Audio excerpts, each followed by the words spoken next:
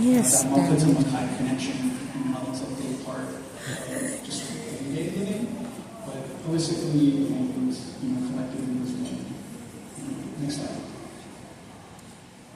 And so when we think about it in practice, there's a lot of different applications and uses that Aina has. Right? So there's a lot of programming, culture, and Aina-based education and programs do a great job. I think of experiential learning. It's really an opportunity to connect. And thinking, like I shared in the beginning, another way of looking at well-being, we can think of another way to connect to ourselves and connect to each other's well-being. And I think Aina does a really great job of that. And so we see in applications like micro-collaborations in schools, we have the Aina in Schools program. So at our 2022 convening, we featured a good activity of planting. So we had some horn table crops, kind of a model exercise, model and everything. And really what we found is, as you get your hands dirty, you turn those hands downward, different things resonate, different things kind of come out in the discussions, in the group, in those activities. And so the group framework, I think, really helps highlight different ways that we can do that connecting.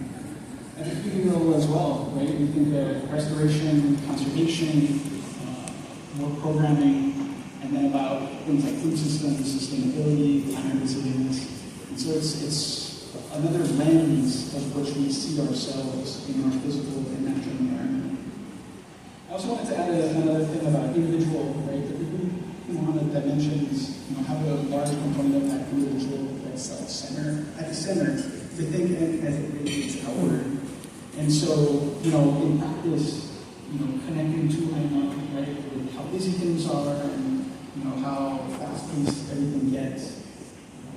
I personally, sometimes find myself, I really need to connect, I really need to find a way to focus on myself, and I think Aina does a good job of that.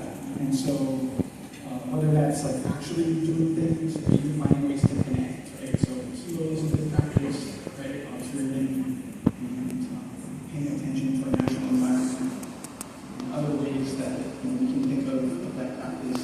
And it's through that you can see the interdependency, the interconnectivity between all these different dimensions, right? So you see that five you see that wealth in our community because that's in our animal, right? That's in our fisheries, that's in our, our animal-based programs, that's out there.